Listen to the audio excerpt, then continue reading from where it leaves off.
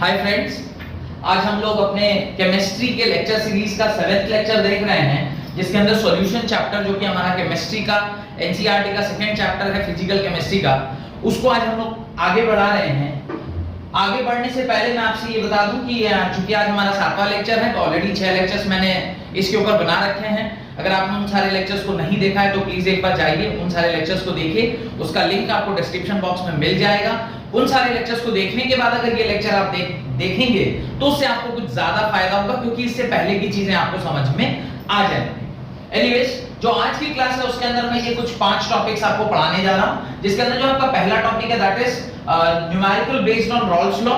Last lecture में मैंने Rawls law पढ़ाकर complete किया था, तो वो रॉल्स लॉ के ऊपर कुछ न्यूमेरिकल आज हमें करना है, तो वो न्यूमेरिकल हम देखेंगे। Vapour pressure of solution of solids in liquids, हम लोगों ने लिक्विड्स इन लिक्विड्स के अंदर वेपर प्रेशर का कांसेप्ट देखा था। आज हम लोग सॉलिड्स इन लिक्विड, अगर आप किसी सॉलिड को लिक्विड में डिसॉल्व करते हैं तो उसके अंदर वेपर प्रेशर में क्या-क्या चेंजेस आते हैं, अगर वो नॉन वोलेटाइल नेचर का सॉलिड है या फिर वोलेटाइल नेचर का सॉलिड है, तो वो सारी चीजें आज हम लोग चेक करेंगे with respect to vapour pressure in solids in liquid वाले केस में। देन फिर हम लोग देखेंगे कि सॉल्यूशन कितने प्रकार के होते हैं इन टर्म्स ऑफ वेपर प्रेशर से रिलेटेड, या फिर जनरल जो रॉल्स लॉ को फॉलो करते हैं या नहीं करते हैं, उसकी बेसिस पर हम लोग देखेंगे कि आइडियल सॉल्यूशन किसे कहते हैं और नॉन आइडियल सॉल्यूशन किसे कहते हैं। तो वो पूरा कांसेप्ट समझेंगे कि what is a ideal solution, what is a non ideal solution. फिर नॉन आइडियल सॉल्यूशन के टाइप्स देखेंगे। बेसिकली ये 2 प्रकार के होते हैं, एक होता है पॉजिटिव डेविएशन, जो रॉल्स लॉ से डेविएट कर जाए तो उसको पॉजिटिव डेविएशन, जब पॉजिटिवली डेविएट करता है तो उसको पॉजिटिव डेविएशन वाला नॉन आइडियल सॉल्यूशन बोलते हैं, और जो नेगेटिवली डेविएट करता है उसको देखेंगे हम लोग। आपको एक ग्राफ मैंने बताया था, वो लास्ट क्लास में याद है, वो ग्राफ जो मैंने आपको डिटेल में समझाया था, एक मोल फ्रैक्शन ऑफ सॉल्यूट और मोल fraction of solvent, mole fraction versus vapour pressure का जो ग्राफ बनाया था, उससे रिलेटेड ये पॉजिटिव और नेगेटिव डेविएशन वाला कांसेप्ट है। इसको भी काफी डिटेल में समझेंगे, क्योंकि इसके अंदर हमें सवाल पूछा जाता है, ग्राफ तो पूछा ही जाता है, साथ साथ ये भी पूछा जाता है कि ग्राफ का डेविएशन, जो आप डेविएशन देख रहे हैं उसका रीजन क्या है डेविएशन का। तो वो लॉजिक बहुत जरूरी है हमारे लिए समझना कि what is that actual logic जिसकी वजह से ये डेविएट कर रहा है। And then the last topic for today's class will be azeotropes. Azeotropes किसे बोलते हैं, उसका डेफिनेशन क्या होता है, उसके 2 टाइप होते हैं, एक होता है मिनिमम बॉइलिंग एजियोट्रॉप्स और एक होता है मैक्सिमम बॉइलिंग एजियोट्रॉप्स। तो इनके बारे में आज पूरी क्लास में हमें पूरा ये समझना है। तो उससे पहले कि आज हम लोग ये पहला टॉपिक स्टार्ट करने जा रहे हैं, numerical based on Raoult's law, तो उसके अंदर आप पहला क्वेश्चन लिखें, the vapour pressure of ethyl alcohol at 298 kelvin is 20 mm of Hg, full stop. Its mole fraction in the solution with methyl alcohol is 0.40, full stop. What is its vapor pressure in solution if the mixture obeys Raoult's law? What is its vapor pressure in solution if the mixture obeys Raoult's law? तो ये आपका question है, इसको पहले attempt करिए, फिर मैं इसका सॉल्यूशन आपको बताता हूं हाउ टू सॉल्व इट। देखिए काफी इजी सा क्वेश्चन है जिसका सॉल्यूशन बहुत सरल है, देखिएगा तो समझ में आ जाएगा। इसका सॉल्यूशन क्या कह रहा है, आपसे ये कह रहा है कि जो आपने इथाइल अल्कोहल लिया हुआ है, आपने क्या लिया है, इथाइल अल्कोहल लिया है। इस इथाइल अल्कोहल का आपसे क्या पूछा गया है, वेपर प्रेशर पूछा गया है, यानी इसका मुझे वेपर प्रेशर निकालना है। सपोज मैं इसे A मान लेता हूं, तो वेपर प्रेशर निकालने का फॉर्मूला होता है PA0 into x of A। अब देखिए क्या मुझे इस पर्टिकुलर सब्सटेंस का PA0 पता है, तो उसने हमें एक इंफॉर्मेशन दिया है, शायद 20 mm of Hg, इस प्रकार का एक इंफॉर्मेशन हमें दिया गया है जो कि उसका वेपर प्रेशर है। उसने कहा है the vapour pressure of ethyl alcohol at 298 kelvin is 20 mm of Hg। Similarly उसने मोल फ्रैक्शन का भी मुझे जानकारी दिया है, मोल फ्रैक्शन इज 0.040। अगर मुझे मोल फ्रैक्शन और PA0 पता है तो यूजिंग दिस फार्मूला, जो कि बेसिक फार्मूला है रॉल्ट्स लॉ का, मैं PA आसानी से कैलकुलेट कर सकता हूं। PA0 की जगह आप लिखते हैं 20 और मोल फ्रैक्शन ऑफ इथाइल अल्कोहल की जगह आप लिखते हैं 0.4। पीए को जब आप कैलकुलेट करेंगे ये वैल्यू आएगी 8 mm ऑफ Hg। तो काफी सरल सा क्वेश्चन था, काफी आसान क्वेश्चन। सिंपली डेटा आपको दिए गए थे और आपसे कहा गया था कि आप vapour pressure of ethyl alcohol calculate करें। काफी सरल सा क्वेश्चन है और देख भी रहे होंगे बड़ी आसानी से बन भी गया है। अगला सवाल लिखिए, ये थोड़ा इंपॉर्टेंट क्वेश्चन है और आपके एनसीईआरटी का सवाल है, इसको थोड़ा देखते हैं। Right, the vapour pressure of pure liquid A and B are 450 and 700 mm of Hg at 350 Kelvin. The vapor pressure of pure liquid A and B are 450 and 700 mm of Hg at 350 Kelvin respectively. Find out the composition of liquid mixture if total vapor pressure is 600 mm of Hg. Full stop. Also find the composition of vapor phase. Also find the composition of vapor phase. ये आपके NCERT का सवाल है which is related to Raoult's law। काफी important question है, इसको आप standard question मान सकते हैं क्योंकि इस तरह ये बेसिक कॉन्सेप्ट से रिलेटेड पूरा ये सवाल है और इसको अगर आप सीख गए तो इससे रिलेटेड, इससे मिला जुला अगर कोई सवाल आपसे पूछा जाए या इससे थोड़ा टफ लेवल का भी क्वेश्चन पूछा जाए, लेकिन अगर मेरा बेसिक्स क्लियर है तो आप बड़ी आसानी से रॉल्स लॉ का कोई भी सवाल आसानी से सॉल्व कर लेंगे। ठीक है, तो इसका सॉल्यूशन देखते हैं। काफी सरल सा सॉल्यूशन है इसका, तो काफी सरल सा सॉल्यूशन है इसका। चेक करते हैं सॉल्यूशन क्या है। क्वेश्चन में दिया गया है कि vapour pressure of pure liquid A and B। अब देखिए प्योर लिक्विड की बात कर रहा है तो अल्टीमेटली वो आपको क्या दिया हुआ है, PA0 एंड PB0 की वैल्यू दिया हुआ है। इस बात को तो आप मानेंगे ना, क्योंकि वो कह रहा है प्योर लिक्विड, तो A and B है प्योर लिक्विड, उस पे उसकी रेस्पेक्टिवली दी गई है। यानी एक की वैल्यू है 450 mm ऑफ Hg और दूसरे की वैल्यू है 700 mm ऑफ Hg। तो इस प्रकार से आपको PA0 और PB0 की वैल्यू दी गई है। और आपसे एक और चीज उसने दिया हुआ है, कह रहा है if the total pressure is 600 mm of Hg, यानी आपसे तीसरा इंफॉर्मेशन जो दिया हुआ है वो क्या है, आपको P टोटल की दिया हुआ है। P टोटल कितना है 600, P टोटल उसने दिया है 600 mm of Hg। P total दिया हुआ है 600 mm ऑफ Hg। अब देखिए कुछ चीजें दी गई है, लेकिन क्या मुझे मोल फ्रैक्शन का कुछ भी मालूम है?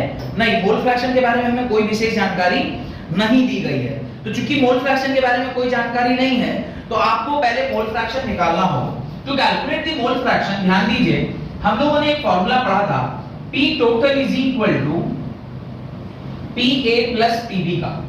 और ध्यान दीजिए जब PA प्लस PB लिख रहे थे तो आपने लिखा था PA0 into XA plus PB0 into XB, और फिर यहां से हम लोगों ने PA0 XA प्लस PB0 इसको 1 माइनस XA लिख लिया था।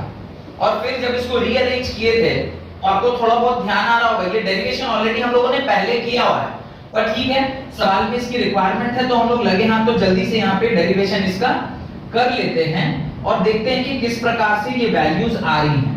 तो PT इज इक्वल टू, आप यहाँ से PB0 को आगे लिख लें और इन दोनों टर्म में से आप क्या ले सकते हो common, mole fraction of A common ले सकते हो। तो आपके पास क्या बचेगा PA minus PB, PA minus PA0 minus PB0, ये आपका निकल के आ गया। अब अगर हमने यहाँ तक इक्वेशन सॉल्व कर लिया है तो क्या मुझे PT पता है? हाँ मुझे PT तो पता है।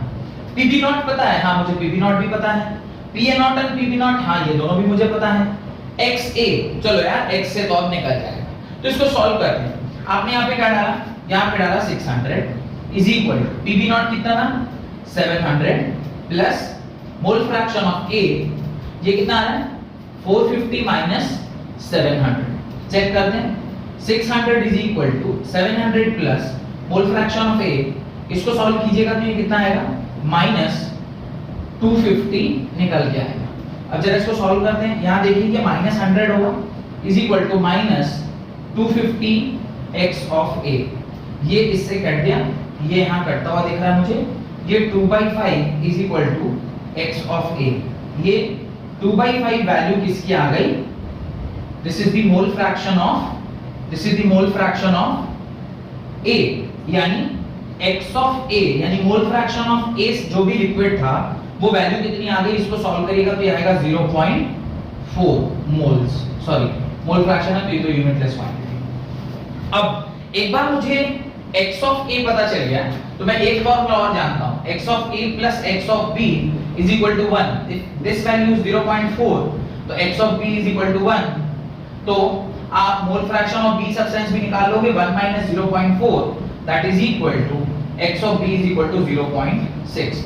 तो उसने पूछा है कि मिक्सचर फेज में आपका जो कॉम्पोजिशन है वो क्या होगा। मिक्सचर फेज में जो आपका कॉम्पोजिशन होगा वो होगा x of a is equal to 0.4 and x of b is equal to 0.6, यानी मोल फ्रैक्शन ऑफ जो a सब्सटेंस है वो 0.4 है और जो मोल फ्रैक्शन ऑफ b सब्सटेंस है वो 0.6 है। तो आपसे उसने यही कहा था फाइंड करने के लिए कि find out the composition of the liquid mixture. पर सिर्फ लिक्विड मिक्सचर के साथ साथ सिर्फ लिक्विड मिक्सचर ही उसने नहीं बोला है, साथ साथ उसने हमें ये भी कहा है कि आप वेपर फेज में भी कॉम्पोजिशन को पता करें। अब देखिए द मोमेंट उसने वेपर फेज में मुझे बोला है पता करने के लिए, तो फिर थोड़ा सा मेहनत हमें और करना होगा, क्योंकि वेपर फेज का जो आपका मोल फ्रैक्शन होता है वो अलग तरीके से निकाला जाता है। तो मैं चाहता हूं कि पहले आप ये पूरा अपनी कॉपी में एक बार लिख लें, सो दैट कि इसके आगे का कॉन्सेप्ट मैं आपको सिखा सकूं। तो होप कि आपने लिख लिया होगा इसे। तो अभी मैं इसे मिटा रहा हूं, ठीक है। दोनों वैल्यूज xa और xb जो कि मुझे रिक्वायर्ड हैं इस सवाल को फर्दर सॉल्व करने के लिए, उसे छोड़कर मैं सारी चीजें बोर्ड से रब कर दे रहा हूं, क्योंकि उसकी आवश्यकता नहीं है और आप लोगों ने उसको सारा लिख भी लिया है।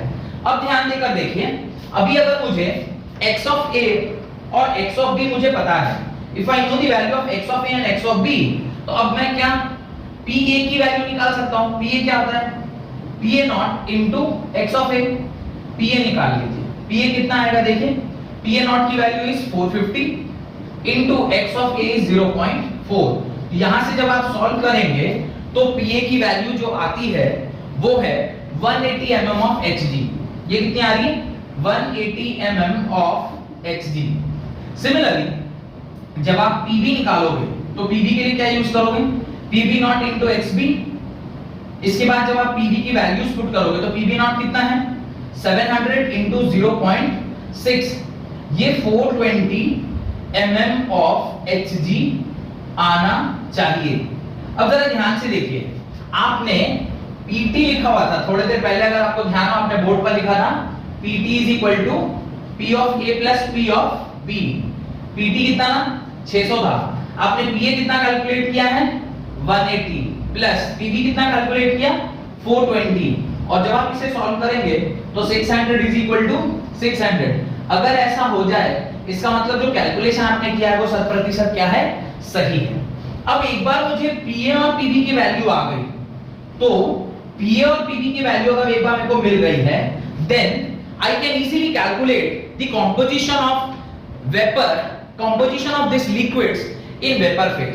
कैसे देखते हैं, यहां तक तो मेरे ख्याल से लिख लिया होगा। अब इसकी भी आवश्यकता मुझे नहीं है, ये भी नहीं चाहिए, ये वाला मैंने सिर्फ आपको प्रूफ करने के लिए बताया कि देखिए चूंकि क्वेश्चन में 600 ml दिया हुआ था और आपने ये दोनों मिला के 600 किया है, यानी जो आपने कैलकुलेशन किया वो 100% सही है। और ये xb की वैल्यू भी अब हमें नहीं चाहिए। अब जो हमें चाहिए वो थोड़ा ध्यान से देखिए, कह रहा है ये हमें क्या निकालना है, वेपर फेज में जो हमारा कॉम्पोजिशन है वो हमें कैलकुलेट करना है। वेपर फेज में जो कॉम्पोजिशन होता है ना वो हम लोग कैसे निकालेंगे, ultimately we need a mole fraction to that. Calculate करने के लिए मुझे मोल फ्रैक्शन चाहिए। चूंकि गैसियस फेज में है, चूंकि ये किस फेज में है, गैसियस फेज में है, तो हम लोग गैस में, जब हम लोग क्लास 11th में पढ़ रहे थे गैसियस, वो जो चैप्टर था गैसियस स्टेट, उसके अंदर हमने पढ़ा था कि गैसियस फेज में जो मोल फ्रैक्शन का रेशियो होता है वही उसके प्रेशर का भी रेशियो होता है। इवन डाल्टन ने भी हमें इस बारे में बताया है। तो अगर मुझे composition of A substance in particular gaseous phase या vapor phase निकालना है तो मैं क्या लिखूंगा, pressure of A by pressure of A plus pressure of B। A का प्रेशर निकालने के लिए हमें क्या लिखना है, this that is 180 volt divided by, मैं डायरेक्टली 600 लिख देता हूं क्योंकि P of A plus P of B कितना होगा 600 होगा। जब आप इसे सॉल्व करेंगे तो ये आएगा, ध्यान से देखिए, ये आ रहा है 3 बार, ये आ रहा है 10 टाइम्स, दिस इज 0.3। तो A का जो कॉम्पोजिशन है यानी मोल fraction of A in vapour phase is 0.3, whereas the mole fraction of A in liquid state was 0.4. आपने कैलकुलेट किया था, मैं यहां लिख देता हूं, x of A आपने कैलकुलेट किया था 0.4 और x of B आपने कैलकुलेट किया था 0.6। ये कहां पर इसका कंपोजीशन था? ये कंपोजीशन था इन लिक्विड स्टेट, ये लिक्विड फेज में इसका कंपोजीशन है। आपसे पूछ रहा है वेपर फेज में उसका कंपोजीशन निकालो, तो वेपर फेज में निकालने के लिए हमने मोल फ्रैक्शन निकाला। मोल फ्रैक्शन और गैसियस फेज में mole fraction can be written in terms of pressure, तो A का निकाला तो pressure of A divided by pressure of A plus pressure of B, दोनों मिला के मतलब टोटल प्रेशर कह रहा है, हमने उसकी वैल्यूज डाल दी, A की वैल्यू 0.3 आ गई। सिमिलरली जब हम B का कंपोजीशन निकाल रहे हैं, यानी B कितना प्रेजेंट था, तो आप फार्मूला क्या यूज करोगे? P of B by P of A plus P of B। P of B कितना है देखिए, P of B is 420 whole divided by P of A कितना है 180 प्लस 420, इसको सॉल्व करेंगे कितना आएगा 420 बाई 600 और इसको जो आप सॉल्व करिएगा आएगा 0.7। ऑब्वियस है अगर ये 0.3 है तो ये 0.7 आएगा ही आएगा। तो ये x of B आप लिख सकते हैं, this is mole fraction of B, this is mole fraction of A, but this is in which phase? This is in vapour phase. ये वेपर फेज में है और ये किस फेज में था? ये लिक्विड फेज में था। तो आपका जो क्वेश्चन है उसका सॉल्यूशन आप ऐसे लिखोगे, फिर आप x of A लिखो 0.3 और x of B लिखो 0.7 और यहां पे बताओगे ये किस फेज में है? This was in vapour phase. अब जाके आपका पूरा क्वेश्चन क्या हो गया? सॉल्व हो गया, क्योंकि उसने दो पार्ट में सवाल पूछा है। Find out the composition of liquid mixture if total vapour pressure, तो आपने लिक्विड मिक्सचर का कंपोजिशन देना है और लास्ट में उसने पूछा है find the composition in the vapour phase. तो यहां पे आपका वेपर फेज का भी निकल के आ गया और लिक्विड फेज का भी निकल के आ गया। किसी भी स्टेप में अगर आपको कोई डाउट हो तो प्लीज कमेंट सेक्शन में डाल के पूछिए, मैं उसका आंसर तुरंत दूंगा। और जो लोग मुझे पर्सनली जानते हैं वो मेरा व्हाट्सएप नंबर जानते हैं, आप वहां पर भी पूछिएगा तो मैं तुरंत से उसका आंसर देता हूं। बहुत बहुत धन्यवाद। अब जो हमारा अगला टॉपिक है that is vapour pressure of solution of solids in liquids. अब देखिए vapour pressure of solution of solids in liquid, थोड़ा ध्यान से समझते हैं इस बात को। अगर मान लीजिए आपका सॉल्वेंट जो है वो क्या है? लिक्विड है। आपका सॉल्वेंट क्या है? लिक्विड है। अगर आपका सॉल्वेंट लिक्विड है तो सॉल्यूट के बारे में मैंने आपसे कहा था कि सॉल्यूट तीन प्रकार का हो सकता है। आपको ध्यान होगा ये सारी बातें मैंने आपको पहले के लेक्चर्स में बताई दी हैं। अगर आपने वो सारे लेक्चर्स नहीं देखे हैं तो प्लीज एक बार जाके चेक कर लीजिए, वहां पे ये सारा कुछ मैंने आपको बताया हुआ है। तो आप लिक्विड को गैस के साथ डिसॉल्व कर सकते हैं, आप लिक्विड को लिक्विड के साथ मिला सकते हैं और लिक्विड और सॉलिड का सॉल्यूशन आप बना सकते हैं। सॉल्वेंट चूंकि मेरा लिक्विड नेचर का है तो जो सॉल्यूशन होगा, जो हमारा सॉल्यूशन फॉर्म होगा उसका भी नेचर कैसा होगा? वो भी लिक्विड नेचर का ही होगा, बिकॉज सॉल्वेंट और सॉल्यूशन के स्टेट क्या रहते हैं? सेम रहते हैं। तो गैस, लिक्विड और सॉलिड के अंदर गैस हमने पूरा कंप्लीटली पढ़ लिया है, जिसके अंदर आपको हेनरीज लॉ मैंने पढ़ाया था। लिक्विड का भी कॉन्सेप्ट हम लोग लगभग पूरा जान चुके हैं कि लिक्विड क्या होता है, लिक्विड किस प्रकार से डिसॉल्व होता है, उसके ऊपर हमने रॉल्स लॉ पढ़ा। अब सॉलिड इन लिक्विड का भी हम लोगों ने ज्ञान प्राप्त किया हुआ। ध्यान कीजिए, एकदम स्टार्टिंग में मैंने आपको सॉलिड से लिक्विड के बारे में पढ़ाया था, पर वहां जो मैंने पढ़ाया था वो मैंने सिर्फ और सिर्फ किस तरह के सॉलिड के बारे में पढ़ाया था? वोलेटाइल, यानी solute was volatile in nature. अभी यहां पर मैं उन दोनों चीजों का जिक्र करता हूं कि सॉल्यूट जो है, जो सॉलिड नेचर का है, वो क्या क्या हो सकता है? या तो वो वोलेटाइल होगा या वो नॉन वोलेटाइल नेचर का होगा, या फिर नॉन वोलेटाइल नेचर का होगा। अब अगर वो वोलेटाइल नेचर का है तो उसकी जो पढ़ाई थी वो ऑलरेडी हम लोग पहले के लेक्चर में पढ़ चुके हैं। आज जो हमें फोकस करना है अपनी पढ़ाई पर वो है कि एक ऐसा लिक्विड जिसके अंदर हम सॉलिड डिसॉल्व कर रहे हैं और वो बेसिकली कैसा है? नॉन वोलेटाइल नेचर का। यानी हमें जो पढ़ना है वो सॉल्वेंट कौन सा उठा रहे हैं? लिक्विड, और सॉल्यूट जो उठा रहे हैं वो सॉलिड नेचर का है, और सॉलिड में भी कौन सा नेचर का है? नॉन वोलेटाइल नेचर का। And then we want to see कि what will be the impact of that particular non volatile solute जो कि सॉलिड नेचर का है, उससे वेपर प्रेशर पर क्या इंपैक्ट पड़ेगा। तो अभी जो मैं पढ़ाने जा रहा हूं उसका एक बेसिक आइडिया आपको पता चल गया होगा, और इससे ये भी आपको पता चल गया होगा कि हम लोगों ने एंटायर सिलेबस अब कंप्लीट कर लिया है ऑलमोस्ट। ये हमारा लास्ट टॉपिक है इस पर्टिकुलर चैप्टर का, जहां पे आप सारा ये liquid in liquid, liquid in gas, liquid in solid, सारा कुछ ऑलरेडी हम लोग पढ़ चुके हैं। तो ये जो लास्ट टॉपिक है इसको भी अच्छे से देखते हैं और कोशिश करते हैं इसको अच्छे से समझने का।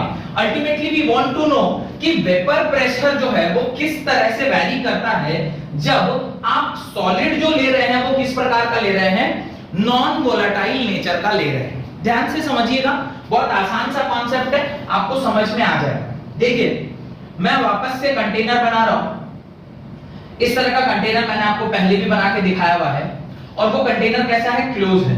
बिकॉज़ जब तक आप क्लोज कंटेनर नहीं लोगे तब तक ये वाला इक्विलिब्रियम स्टैब्लिश नहीं होगा, और इक्विलिब्रियम स्टैब्लिश नहीं हुआ तो इसकी पढ़ाई हम नहीं कर पाएंगे। अब इस पर्टिकुलर जो कंटेनर है उसके अंदर क्या प्रेजेंट होगा, सारे में लिक्विड प्रेजेंट है। बिकॉज़ जो सॉल्यूशन आप बनाने जा रहे हैं वो किसका सॉल्यूशन है, सॉलिड लिक्विड का सॉल्यूशन है। क्योंकि वो सॉलिड लिक्विड का सॉल्यूशन है तो आपका जो सॉल्वेंट है वो लिक्विड नेचर का है। अब इसके अंदर दो बातें ध्यान करने की है, मैं क्या बोल रहा हूं उसको अच्छे से समझिएगा। इसको मैं एक काम ऐसा करता हूं, मैं ना इसको दो बार बना लेता हूं, एक बार और इतना ही बड़ा कंटेनर में और बना लेता हूं, ताकि आप ना कंपैरेटिव एनालिसिस बोलते हैं इसको। कंपैरेटिव एनालिसिस मतलब जब आप कंपेयर करके पढ़ते हैं ना तो आपको थोड़ा ज्यादा समझ में आता है, तो वो आपको यहाँ पे हेल्प करेगा कंपैरेटिव एनालिसिस करने में, क्योंकि यहाँ पे थोड़ा कंपैरिजन रिक्वायर्ड है। ध्यान से समझिएगा, ये भी आपका ये प्योर सॉल्वेंट मैंने बनाया है, ये वाला क्या बनाया है, प्योर सॉल्वेंट बनाया है। समझिएगा अच्छे से तो तुरंत समझ में आ जाएगा मैं क्या कहना चाहता हूं। अब देखिए इसके जो मॉलिक्यूल्स हैं, pure solvent, this is what, this is pure solvent, और सॉल्वेंट हमारा क्या था इस केस में, solvent was liquid in nature. तो अभी मैं लिक्विड के कुछ पार्टिकल्स यहां पर बना रहा हूं, ध्यान से देखिएगा, ये सारे लिक्विड के पार्टिकल्स हैं और ये लिक्विड के पार्टिकल्स इस तरह से यहां पर अरेंज्ड हैं, होंगे ही आपस में लिक्विड के पार्टिकल्स इस तरह से क्लोजली एक दूसरे के साथ इस तरह जुड़े हुए हैं और लिक्विड के पार्टिकल्स यहाँ पे ऐसे प्रेजेंट हैं। अब मैंने 3 रो बना दिए हैं, मैं सफिशिएंटली इसके नीचे भी ये इसी प्रकार से प्रेजेंट होगा ऐसा मैं मान रहा हूं। अब चूंकि ये यहाँ पर इस प्रकार से प्रेजेंट है तो ये वेपर में भी जाएगा, इसके वेपर फेज में जाने की संभावना रिलेटिवली हायर होगी। क्यों, क्योंकि जब ये वेपर फेज में जाएगा, क्योंकि यहाँ पर आसानी से वेपर फेज में जा सकता है, उसका रीजन मैंने आपको ऑलरेडी पिछले के क्लासेस में पढ़ाया हुआ है। अगर आपने वो वाला लेक्चर मेरा नहीं देखा है तो जाइए जाके एक बार चेक करिए, perhaps that will be lecture number, वो मेरा लेक्चर नंबर 5 होना चाहिए या 6 होना चाहिए, एक बार जाके चेक कर लीजिएगा। उसके अंदर काफी अच्छे से मैंने ये वाला कॉन्सेप्ट आपको बताया हुआ है, और इसकी वजह से जो प्रेशर होता है वो भी मैंने बताया था, इसको क्या बोलते हैं, P ऑफ सॉल्वेंट, और यहाँ पर नॉट लगाते हैं क्योंकि जब भी हम प्योर सॉल्वेंट की बात करते हैं तो P1 नॉट होता है। अब जरा ध्यान से देखिएगा, इसके अंदर हम लोगों ने क्या डाला है, दिस इज सॉल्यूशन, ये क्या है, सॉल्यूशन है। किसका सॉल्यूशन है, solution of solvent plus solute. यहां पे सॉल्वेंट क्या है, दिस सेम लिक्विड जो अभी हम लोगों ने कहां पर लिया हुआ है, यहां पे लिया है, और जो सॉल्यूट है वो कैसा है, that is non volatile solid. क्या है वो, नॉन वोलेटाइल सॉलिड। ध्यान से देखिएगा, अगर ये नॉन वोलेटाइल सॉलिड है तो मैं नॉन वोलेटाइल सॉलिड को ना इस कलर से डिनोट कर रहा हूं, this is non volatile solid. Non volatile solid को मैं इस पेन से इस प्रकार से डिनोट कर रहा हूं। ये नॉन वोलेटाइल सॉल्यूट है जिसको आप नॉन वोलेटाइल सॉलिड भी बोल रहे हैं। ये इसमें प्रेजेंट होगा, ऑब्वियस है, क्योंकि जब आपने इसका सॉल्यूशन बनाया है तो नॉन वोलेटाइल सॉल्यूट भी वहां पर क्या होगा, प्रेजेंट होगा। साथ साथ इसमें और क्या प्रेजेंट होगा, इसके अगल बगल में ये जो सॉल्वेंट था वो भी प्रेजेंट होना चाहिए, क्योंकि ये सॉल्वेंट भी तो यहां पर था, तो सॉल्वेंट भी यहां पे प्रेजेंट होगा। अब ये सॉल्वेंट भी यहां पर प्रेजेंट है। नेचर ऑफ सॉल्यूट कैसा है, नेचर ऑफ सॉल्यूट है कि वो नॉन वोलेटाइल नेचर का है। अगर वो नॉन वोलेटाइल नेचर का है तो क्या वो ऊपर जा सकता है, मैंने आपसे बताया था जो वोलेटाइल होता है वही वेपर फेज में जाता है, जो नॉन वोलेटाइल होता है वो वेपर फेज में नहीं जाता है। अगर वो नॉन वोलेटाइल नेचर का है तो वो वेपर फेज में नहीं जाएगा, तो जाएगा क्या, वापस से जो आपने सॉल्यूट के साथ साथ सॉल्वेंट डाला था वही ऊपर की ओर जाएगा। अच्छा, इस बार जो वो ऊपर की ओर जा रहा है सॉल्वेंट, वो ज्यादा जाएगा या कम जाएगा, सोच के बताइए, वो ज्यादा जाएगा या कम जाएगा। अब चूंकि यहां पर हम लोगों ने सिर्फ और सिर्फ सॉल्वेंट लिया था, और सॉल्वेंट चूंकि वोलेटाइल नेचर का था, तो यहां पे इसके ऊपर जाने की संभावना ज्यादा थी, बिकॉज पूरे सरफेस में जो पार्टिकल्स प्रेजेंट थे वो किसके प्रेजेंट थे, सिर्फ और सिर्फ सॉल्वेंट के प्रेजेंट थे, तो ये वेपर फेज में जाने की इसकी प्रोबेबिलिटी ज्यादा थी। लेकिन जब हम यहां पर चेक कर रहे हैं तो इसके अंदर कुछ पार्टिकल्स ऐसे हैं जो कि ये जो पार्टिकल्स हैं ये क्या कर रहे हैं, इसके सरफेस को ब्लॉक कर दे रहे हैं। ये जो नॉन वोलेटाइल सॉलिड्स हैं इसके सरफेस को क्या कर दे रहे हैं, ब्लॉक कर ले रहे हैं। तो अब जो हमारा सरफेस एरिया रह गया, रिमेनिंग सरफेस एरिया, वो पहले से थोड़ा कम हो गया। क्योंकि वो पहले से थोड़ा कम हो गया है तो जो सॉल्वेंट के पार्टिकल्स थे उसके ऊपर जाने की टेंडेंसी भी क्या हो जाएगी, कम हो जाएगी, क्योंकि सरफेस एरिया में कुछ ऐसे भी सरफेस के एरिया है जहां पे क्या प्रेजेंट है, जहां पे नॉन वोलेटाइल सॉलिड प्रेजेंट है। अगर वो मेरा नॉन वोलेटाइल सॉलिड है तो जहां जहां पे नॉन वोलेटाइल सॉलिड है वहां से तो वेपर फेज में कन्वर्ट होना मुश्किल है, तो जो बचा हुआ एरिया है उसी जगह से सिर्फ ये वेपर फेज में कन्वर्ट हो जाएगा। तो उस केस में वेपर प्रेशर बढ़ जाएगा या घटेगा? ऑब्वियसली आप देख पा रहे हैं कि नंबर ऑफ पार्टिकल्स यहां पर ज्यादा है और नंबर ऑफ पार्टिकल्स यहां पर कम है, बिकॉज सरफेस एरिया कम है, तो जो वेपरेट होने वाला है या जो वेपर फेज में जाने वाले पार्टिकल्स हैं उसकी संख्या भी क्या हो जाएगी, कम हो जाएगी। तो इस पूरे डिस्कशन से हम ये कंक्लूड कर सकते हैं कि जब कभी भी किसी नॉन वोलेटाइल सॉलिड को हम किसी सॉल्वेंट में डालते हैं तो उसकी जो वेपर प्रेशर है वो क्या हो जाती है, कम हो जाती है, पहली बात। दूसरी बात, the vapor pressure in case of this particular solution is only dependent on what, is dependent on solvent। Solute से उसका कोई लेना देना नहीं है। वाई लेना देना नहीं है? बिकॉज वो नॉन वोलेटाइल है, और जो नॉन वोलेटाइल होता है वो आसानी से क्या, बिल्कुल भी वो वेपर फेज में कन्वर्ट नहीं होता, और क्योंकि वो वेपर फेज में कन्वर्ट नहीं हो रहा है तो उसका कंट्रीब्यूशन वेपर फेज में जीरो होगा। और हम ये कंपेयर कर सकते हैं कि यहाँ का जो P नॉट था और यहाँ जो प्रेशर है जिसको हम PA भी बोल सकते हैं या P सॉल्वेंट भी बोल सकते हैं, वो इससे क्या होगा, कम होगा। रीजन, इसका सरफेस एरिया ज्यादा था तो इसके वेपर में कन्वर्ट होने की प्रोबेबिलिटी ज्यादा थी, इसका सरफेस एरिया कम हो गया बिकॉज सॉल्यूट जो कि नॉन वोलेटाइल नेचर का था कुछ सरफेस के ऊपर प्रेजेंट है, तो जो बचा हुआ सरफेस है वहीं से वो वेपर फेज में कन्वर्ट हो रहा है, और क्योंकि वो कम एरिया से वेपर फेज में कन्वर्ट हो रहा है तो उसकी वजह से जो वेपर में कन्वर्जन है वो थोड़ा कम होगा, और वेपर जब कम बनेगा तो वेपर का प्रेशर भी क्या हो जाएगा, कम हो जाएगा। तो होप कि ये दोनों डायग्राम से आपको बिल्कुल क्रिस्टल क्लियर होगा कि vapour pressure of solution of solid से लिक्विड में जब सॉलिड हमारा नॉन वोलेटाइल नेचर का होता है तो किस तरह का इंपैक्ट पड़ता है। इसी को आप स्टेटमेंट फॉर्म में लिख लें।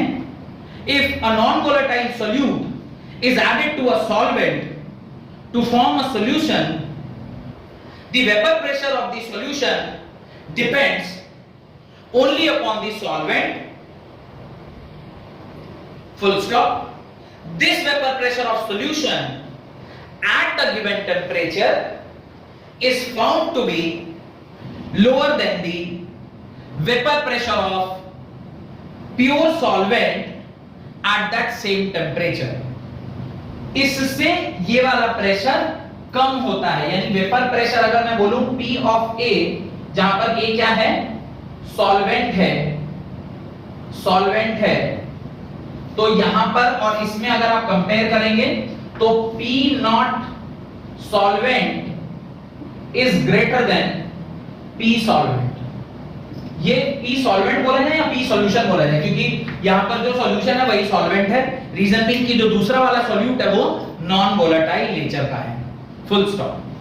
The decrease in vapour pressure occurs because in solid liquid solution the surface has both solute and solvent molecules, thereby the fraction of surface covered by the solvent molecule gets reduced. Solvent molecules get reduced. Consequently, the number of solvent molecule escaping from the surface is correspondingly reduced. Thus, the vapor pressure is also reduced. तो ये vapour pressure में इसकी कमी आ जाती है because of the presence of non volatile solid. Done. अब इसका एक ग्राफ है छोटा सा, वो ग्राफ देखते हैं और फिर हम लोग अगला topic that is ideal solution and non ideal solution की तरफ बढ़ेंगे। अब इस पर्टिकुलर जो अभी हम लोगों ने सॉल्यूशन देखा था जो कि बाइनरी सॉल्यूशन है, कैसा सॉल्यूशन है? बाइनरी सॉल्यूशन है जिसके अंदर हमारा जो कंपोनेंट है जिसको हम सॉल्वेंट बोल रहे हैं या फिर जो आपका सॉल्यूट है, उसमें सॉल्यूट एक स्पेशल टाइप का सॉल्यूट है that is non volatile solid. तो उसके अंदर जब हम लोग रॉल्ट लॉ लगाएंगे तो आप क्या लिखोगे? P of A, अगर मैं A को क्या मान रहा हूं, दिस A इज सॉल्वेंट, तो P of A is equal to PA nought into X of A, यही आप लिखेंगे।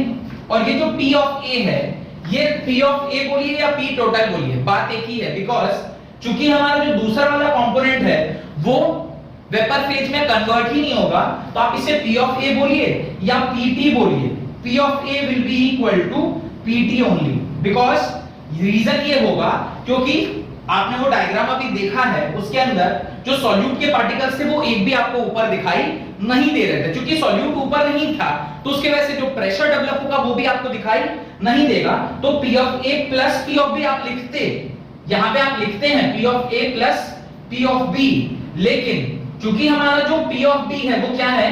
जीरो है because of non volatile solute, तो आप यहां पर PT को क्या लिखेंगे? PA के बराबर लिखेंगे। और जब मैं इसे ग्राफ में प्लॉट करता हूं, ग्राफ इज वेपर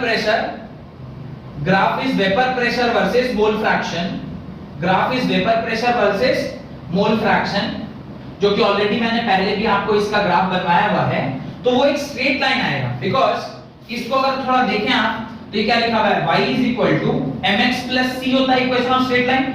इंटरसेप्ट तो जीरो है तो इंटरसेप्ट तो खत्म हो गया, तो ये हो गया y is equal to mx, और y is equal to mx वाला जो स्ट्रेट लाइन होता है वो पासिंग थ्रू ओरिजिन। तो x एक्सिस में आपने मोल फ्रैक्शन लिया है, y is equal to आपने वेपर प्रेशर या टोटल प्रेशर, ये आपने y एक्सिस में लिया हुआ है। तो इस प्रकार से जब आप इसके बीच में प्लॉट करेंगे ग्राफ, तो ये कुछ प्लॉट ऐसा आएगा। और जब अगर आप इसे चेक करेंगे तो यहां पर ये जो वैल्यू टकरा रही होगी ये क्या होगी? P A नॉट, ये आपकी वैल्यू होगी। तो इस प्रकार का ग्राफ आपको देखने को मिलता है vapour pressure of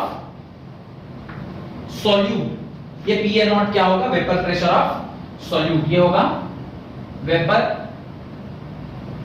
vapour pressure of pure solvent. और इस प्रकार से ग्राफ आपको स्ट्रेट लाइन मिलेगा। और इस ग्राफ का जो स्लोप होगा वो किसके बराबर होगा? ग्राफ का जो स्लोप होगा वो किसके बराबर होगा? PA नॉट के बराबर, ऑलवेज वो PA नॉट के बराबर ही आएगा। ठीक है, तो यहां पर आपका ये ग्राफ वाला पार्ट भी कंप्लीट हो गया। ये ग्राफ को आप अपनी कॉपी में बना लीजिएगा। उसके नीचे एक बहुत इंपॉर्टेंट लाइन लिख लीजिए, if a solution obeys Raoult's law at all concentrations, if the solution obeys Raoult's law at all concentrations, then its vapor pressure would vary linearly from 0 to the vapor pressure of the pure solvent. मैं वापस एक बार repeat कर रहा हूं, लिख लीजिएगा। If a solution obeys Raoult's law at all concentrations, then its vapor pressure would be varying linearly from 0 to the vapor pressure of the pure solvent. तो ये 0 से वेपर प्रेशर कहां तक जाएगा? मैक्सिमम यहीं तक जा सकता है। उसका रीजन क्या है कि PA नॉट जो है वो बड़ा होता है PA से। रीजन मैंने ऑलरेडी आपको समझा रखा है। तो जो इसकी मैक्सिमम वैल्यू होगी, ये मैक्सिमम अगर कहीं तक जा सकता है तो वो PA नॉट तक ही जा सकता है, PA नॉट से ज्यादा नहीं जा पाएगा। क्यों? क्योंकि मैक्सिमम क्या आप कर सकते हैं? आप टोटल के टोटल नॉन वोलेटाइल सॉल्यूट को वहां से हटा दीजिएगा। नॉन वोलेटाइल सॉल्यूट अगर हट जाएगा तो क्या होगा? Total pressure will be only because of pure solvent. तो प्योर सॉल्वेंट का ही तो वैल्यू होता है PA नॉट। तो समझ में आ रहा है क्या? मैक्सिमम जीरो वैल्यू कब होगी? जब इंटायरली पूरा सॉल्यूशन किससे भरा हुआ होगा? सिर्फ और सिर्फ नॉन वोलेटाइल सॉल्यूट से भरा होगा। और PA नॉट कब होगा? जब प्योरली सिर्फ और सिर्फ उसमें क्या प्रेजेंट होगा? सॉल्वेंट प्रेजेंट होगा। और इसके बीच का कोई भी कंडीशन हो सकता है जहां पर वो वेरी कर जाए। हेडिंग डालें ideal and non ideal solution. तो coming to our next topic that is ideal and non ideal solution. देखिए आइडियल और नॉन आइडियल सॉल्यूशन जो है वो काफी सरल सा कॉन्सेप्ट है। क्या कहता है, जो रॉल्स लॉ फॉलो करे, जो रॉल्स लॉ को फॉलो करे, ऐसा कोई भी सॉल्यूशन जो रॉल्स लॉ को फॉलो करता है उसको हम लोग क्या बोलते हैं, if it follows the Rawls law तो उसे हम क्या बोलते हैं, आइडियल सॉल्यूशन बोलते हैं। और अगर वो फॉलो नहीं करता है, किसको, रॉल्स लॉ को सॉल्यूशन फॉलो नहीं करता है, अगर वो फॉलो नहीं करता है तो फिर हम उसे क्या कहते हैं, फॉलो अगर नहीं करता है तो फिर हम उसे क्या कहते हैं, नॉन आइडियल सॉल्यूशन। सॉल्यूशन अब ये फॉलो करना या ना करना क्या उसका मतलब है उसको समझते हैं। फॉलो करने का मतलब होता है कि आपने जो रॉल्ट ने कहा है कि जो प्रेशर आपका होता है वो किसके बराबर होना चाहिए, the pressure of any substance is directly proportional to mole fraction of that particular substance और Pa को इज इक्वल टू लिखते हैं यहां पर Pa nought into x of A। ये जो इक्वेशन रॉल्ट ने दी है, अगर आपका वो सॉल्यूशन इस इक्वेशन को फॉलो कर रहा है तो उसे हम आइडियल सॉल्यूशन बोलते हैं, और अगर आपका इक्वेशन इसको फॉलो नहीं कर रहा है तो उसे हम नॉन आइडियल सॉल्यूशन बोलते हैं। यानी यहां पर एक बात हमारे समझने की ये है कि आइडियल सॉल्यूशन अगर दुनिया में एग्जिस्ट कर रहा है तो अभी तक जो कुछ भी हमने पढ़ा था वो सबका सब सही है, लेकिन आइडियल वर्ड सुनते ही पता चल रहा है कि ये संभव नहीं है। दुनिया में कुछ भी आइडियल नहीं होता है। We can become close to ideal.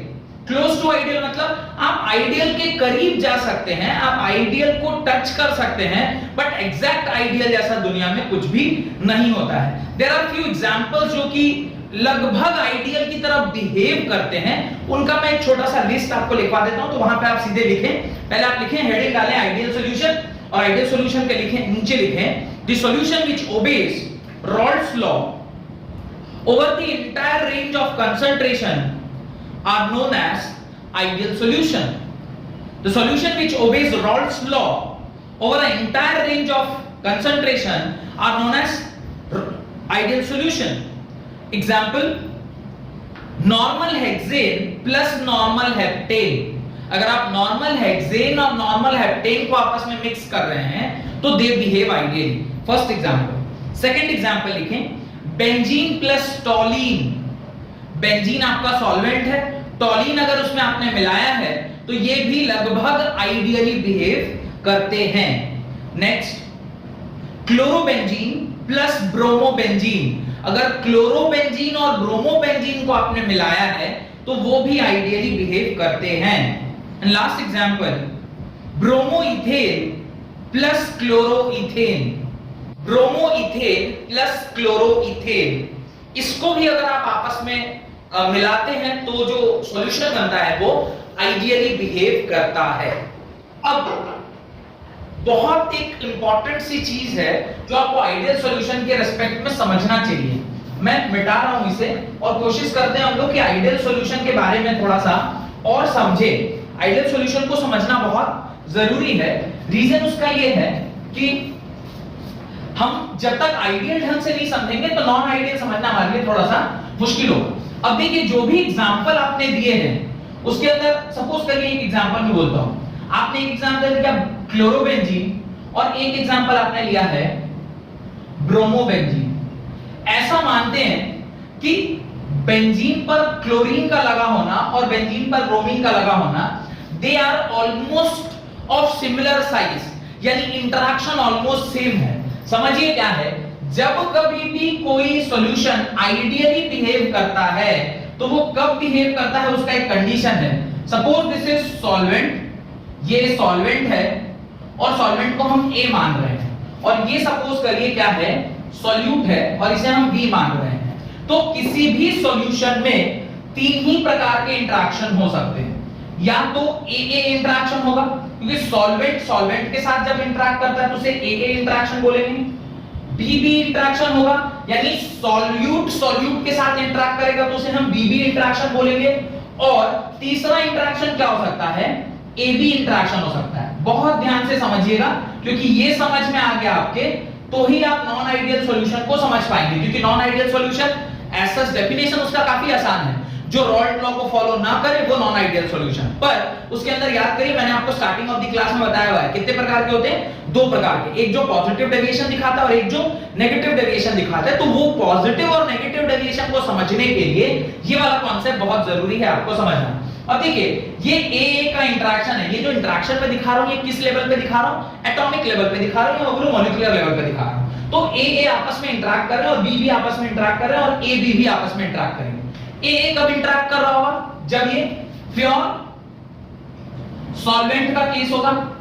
जब प्योर सॉल्वेंट का केस होगा तो सिर्फ ए आपस में इंटरेक्ट कर रहे होंगे। बी कब इंटरेक्ट कर रहा होगा, जब ये प्योर सॉल्यूट का केस होगा। और जब हम इसका सॉल्यूशन बनाएंगे तो ये ए बी इंटरेक्शन आएगा। इसका ये मतलब नहीं है कि सॉल्यूशन फेज में ए इंटरेक्शन और ए बी इंटरेक्शन नहीं होते हैं। सॉल्यूशन फेज में ये तीनों इंटरेक्शन देखने को मिलते हैं। अब कोई सॉल्यूशन अगर आइडियल है तो वो रॉल्ट लॉ फॉलो करता है। If it is ideal it will follow Raoult's law. ये तो आपको समझ में आ गया। अब रॉल्ट लॉ जो भी फॉलो करता है उसका ए इंटरेक्शन, बी इंटरेक्शन और ए बी इंटरेक्शन अगर सिमिलर हो, यानी ए इंटरेक्शन और बी इंटरेक्शन जिस प्रकार का है अगर उसी प्रकार का ए बी इंटरेक्शन हो गया तो हम लोग बोलते हैं कि वो आइडियल सॉल्यूशन है। आपने जितने भी एग्जांपल लिखे हैं उस एग्जांपल को थोड़ा ध्यान से देखिए, आप पाएंगे कि जो सॉल्यूट और सॉल्वेंट आपने लिया हुआ है दोनों ऑलमोस्ट सिमिलर हैं, विद स्मॉल और बेसिक एकदम छोटा सा डिफरेंस हमने किया है, ताकि ऑलमोस्ट जो उसके बीच का इंटरेक्शन यानी अगर बॉन्ड फॉर्मेशन होगा तो वो एकदम सिमिलर फॉर्मेशन में होगा। या तो ए का बॉन्ड, जैसे मान लीजिए ये इसी के साथ इंटरेक्ट कर ले, बी का बॉन्ड ये इसके साथ इंटरेक्ट कर ले, और अगर ये दोनों भी आपस में कर रहे हैं तो बहुत ज्यादा फर्क नहीं पड़ रहा है। आप जो भी एग्जांपल देखिए, आप एक और एग्जांपल देखिए, N-hexane and n-heptane 6 member ring 7 member ring के साथ इंटरेक्ट कर रहा है। एक CH3 एक्स्ट्रा, एक CH3 एक्स्ट्रा लग रहा होगा या CH2 का मॉलिक्यूल एक्स्ट्रा लग रहा होगा। अगर वो मॉलिक्यूल एक्स्ट्रा लग रहा है तो कोई बहुत ज्यादा फर्क उसमें नहीं पड़ रहा है। नेक्स्ट एग्जांपल देखिए, ब्रोमोइथेन एंड क्लोरोइथेन। इथेन में आपने एक बार ब्रोमीन लगाया, एक बार क्लोरीन लगाया, तो समझिए बहुत छोटा सा डिफरेंस है जिससे इंटरेक्शन लेवल पे बहुत ज्यादा डिफरेंस नहीं पड़ रहा है। ये आप मॉलिक्यूलर लेवल पे जाके जब चेक करते हैं तो कोई सॉल्यूशन कब आइडियली बिहेव करता है, अगर आपसे यही कोई सवाल पूछ ले, explain why a particular solution behaves as ideal solution, तो आप डेफिनेशन तो जानते हो। आइडियल सॉल्यूशन उसको बोलते हैं जो सॉल्यूशन रॉल्ट्स लॉ को फॉलो करता है, उसको आइडियल सॉल्यूशन बोलते हैं। एग्जांपल भी आपको पता है, बोले आपने सरल लिखवाया है, वो सारे एग्जांपल भी हम लोग लिख चुके हैं। लेकिन अगर आपसे पूछ ले व्हाई दे बिहेव सो, उसका आंसर क्या होगा, they will behave so because जो इंटरेक्शन है between the solvent and solute, they are almost same or similar as the interaction between two solvent particles or two solute particles। यही reason है कि वो gas, वो जितने भी आपने सॉल्यूट और सॉल्वेंट के नाम लिखे हैं वो ऑलमोस्ट सिमिलर शेप के हैं या थोड़ा सा डिफरेंस है उन दोनों में, और इसीलिए उनका इंटरेक्शन क्योंकि सेम टाइप का है इसलिए वो आइडियली बिहेव करते हैं। तो इसका एक्सप्लेनेशन ऑफ आइडियल बिहेवियर में आप यही लाइन लिखेंगे, at molecular level an ideal behavior of solution can be explained by considering the binary solution of component A and B in which the intermolecular interaction AB are of the same magnitude as the intermolecular interaction found in pure solvent and pure solute, that is AA interaction and BB interaction। Done. तो ये जो उसने line अभी कही है, मैंने already आपको explain कर दिया है कि AB इंटरेक्शन का जो बिहेवियर है या इंटरमॉलिक्यूलर स्ट्रेंथ है या इंटरमॉलिक्यूलर फोर्सेस है या इंटरमॉलिक्यूलर डिस्टेंस है वो ऑलमोस्ट सेम है AA और BB इंटरेक्शन से। इसीलिए ये वाला जो भी सॉल्यूशन का लिस्ट मैंने आपको दिया है जिसमें सॉल्यूट और सॉल्वेंट को मैंने अलग अलग करके लिखवाया है वो आइडियली बिहेव कर रहा है।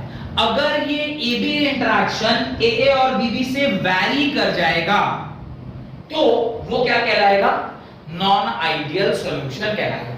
तो सेकंड आपको हेडिंग डालना चाहिए, नॉन आइडियल सॉल्यूशन। देखें नॉन आइडियल सॉल्यूशन। अच्छा हाँ, एक बहुत इंपॉर्टेंट सी बात वो भी आपको लिखनी चाहिए। यहाँ पे दो प्रॉपर्टीज होती हैं आइडियल सॉल्यूशन में। एक होता है delta V mixture is equal to 0 और यहाँ पे delta change in enthalpy of mixture ये भी क्या होता है, इज इक्वल टू 0 होता है। ये काफी महत्वपूर्ण सी दो प्रॉपर्टी है, इस प्रॉपर्टी को लिख लें। ये प्रॉपर्टी आप आइडियल के केस में लिखते हैं। सॉल्यूशन का मिक्सचर जो आप बना रहे हैं तो उसका जो चेंज है वॉल्यूम का वो 0 होगा। क्यों?